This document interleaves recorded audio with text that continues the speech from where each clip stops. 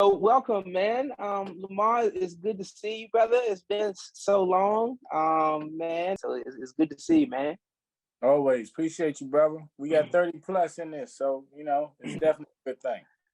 I was definitely thinking about that, man. It's 30 plus years, man. Remember playing football in the going in the street, man. That's right. Very lane, all that. Mm-hmm. Oh my gosh, man.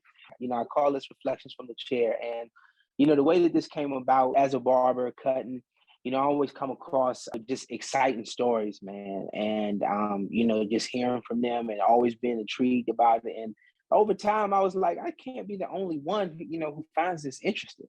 It makes so much of an impact on me, in terms of, the folks that I meet and come across and them sharing what they've been through and the greatness of their stories and stuff. So you one of those folks, man. So it just kind of sit back and sit back as old school folk in the industry and reflect a little bit, man. All right. I appreciate you giving my flowers today, man. Definitely, I appreciate that. So just a little bit about your history, man. How did you get introduced to barbering, and what did that path and that journey look like for you, man? Okay. Well, I actually moved down to North Carolina, in Raleigh, North Carolina, in the early 2000s, very early. Mm-hmm. Just trying to figure it out. Actually, didn't really know what was going on my career path. Mm-hmm. So I was looking in more of a trade. Let's just say that.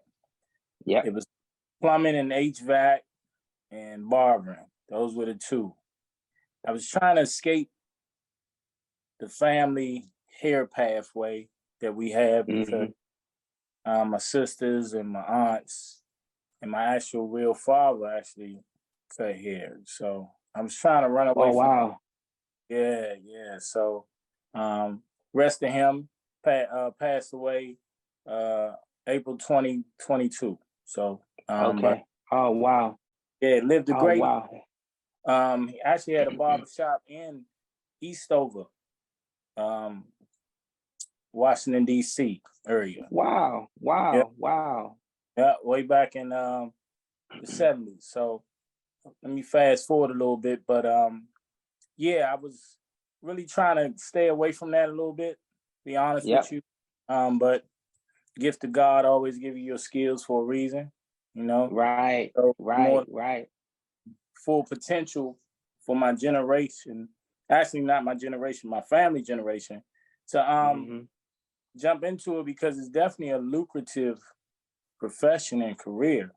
So that's how I got involved into it. Went to a barber school in Raleigh, North Carolina, and the rest is history, brother. Yeah. So you've been teaching even on the education side of it, for a while. How long you been instructing now? I've been an instructor for 7 years now. 7 years. Okay. Yeah. So you've seen a lot of students come and our time together, and you've seen a lot of students go. That's What are your thoughts, man? Just kind of like as you reflect on, the industry and the type of students and stuff that we got, man, now. Like what do you see in terms of students then and kind of the students today? very good question. I think having just the history of teaching, have about 7 years, but you can attest to this, Mr. Tim. Those 7 years feel like animal years when you teach. So I feel like I teach about 14 years, to be honest with you. But Right. learn a lot. But I think the students is more modern. We were more Okay. lecture, get the book out, listen to them, write down, and that's what you do. I think now is just more technology based. You got online. You got so many different students now have so many different more advancements. Social media, we didn't have that. Yeah. Yep. Larger population now. With our larger population, you got more barber schools. Yeah. More students coming out, more diverse. We got in different ethnicities now. That's the Do difference. you, do you see that they're like just more distracted now? Do you think, just in terms of like social texting, all of that kind of stuff, or are they really kind of using it, to their benefit? What do you see? I think it's twofold, honestly. Could be Hmm. distracting, but I think that's where we really need to recognize that real barber instructor, because it comes Okay. from the top. It comes from the top. That barber instructor is more disciplined, more honed on them understanding how to get the structure of it, and letting them understand that electronic device or whatever they got that is taken away from them actually can be a help to them. So I think the Right. Right. platforms that we have out here, such as Quizzes and Quizlet and those sort of things, you can make Hmm. it more entertaining and more engaging for them than more of them seeing it as a no way or a punishment to them. So yeah. Yeah. Yeah. Yeah. And like it's interesting, man. Like kind of as they transition, from barber school, into the shop. I know you've had your shop and everything for a while. How long you been having cuts by quick? I've been in business since 2001. 2001. Okay, okay, okay, okay. Yeah, man. So you got a lot of things popping off, man. When you got some fun things down the pipeline. What you got? Tell us about that, man. Yeah, actually, thank you. I want to first let all the viewers know and the listeners, out here in the reflections from the chair, because it's always good to reflect, but it's always good to let people know your reflection is always and sometimes a reflection from them as well. And with that, I Hmm. would like for everybody to know that you, Mr. Tim McIntosh, I'm indebted to you because of what I Oh have. man. And just to let the people know, um, you got me into the barber instructor. And without you giving me them words of encouragement and introduce me to that, I wouldn't be where I'm at right now. And that's just Oh like, man. that's straight from the heart. I'm blessed and always grateful for you. Thank you, my brother. I appreciate that, man. That means a lot, man. As like you said, man, just getting your flowers while you're still living and breathing, man. It means a lot, man. I really, really appreciate that, bro. Absolutely. Absolutely.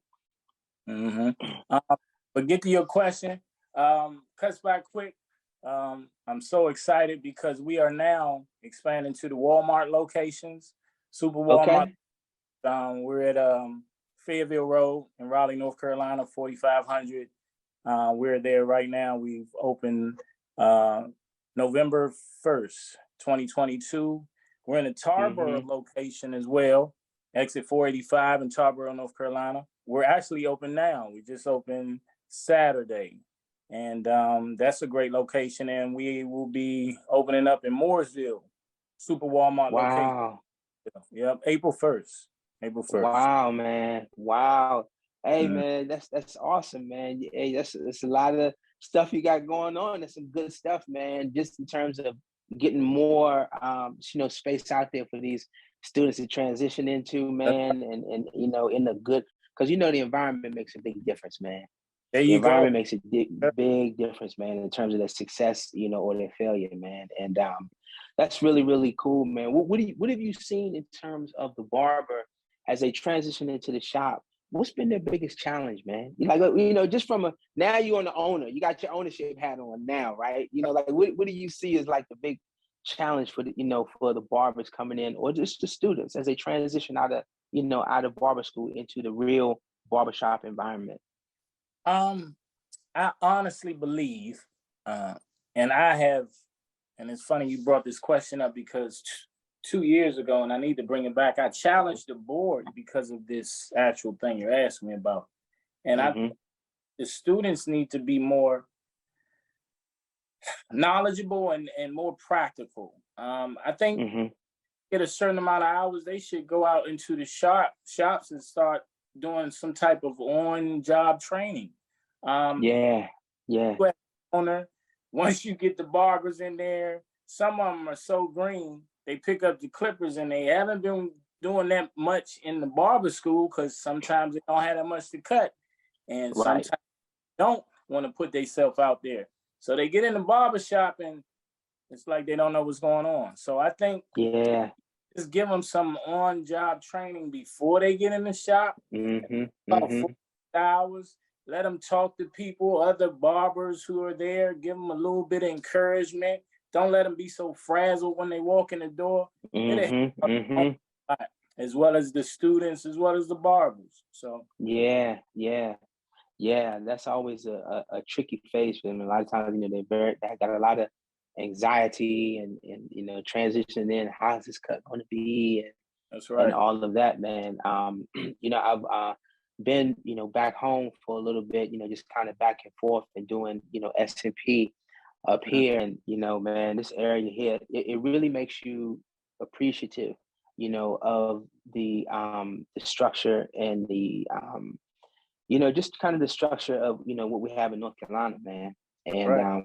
because, here, you can just get your apprenticeship and, go straight into the shop. And it's very interesting. I gotta, think on this, some more. But what do you see as the future, of barbering, man?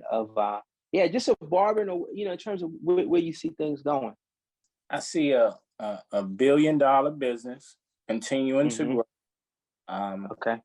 Just to give you some insight on that, they're actually projecting in 2033 the flipped classroom, which we see now what's going on. And for those of you all don't know, a flipped classroom is basically where the learning is where the student has control of how they learn outside of teaching. And you give them platforms, apps, they go ahead and learn. You come back and quiz them a little bit extra.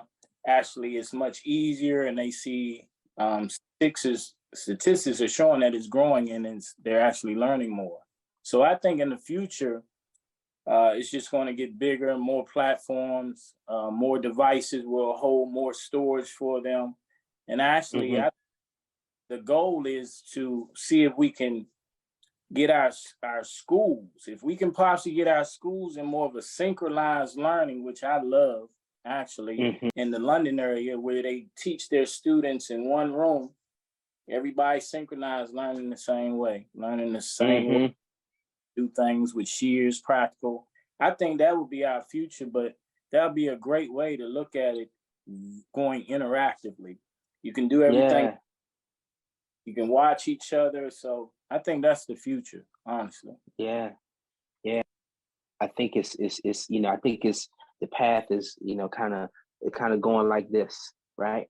In terms of quality and no quality. And I don't think it's going to be any middle ground. I think it's just going to be quality and low and no quality. And that's a good point. Yeah, and I man. You had it. I see where you had it. It's a lot of spray paint. Yeah. Right.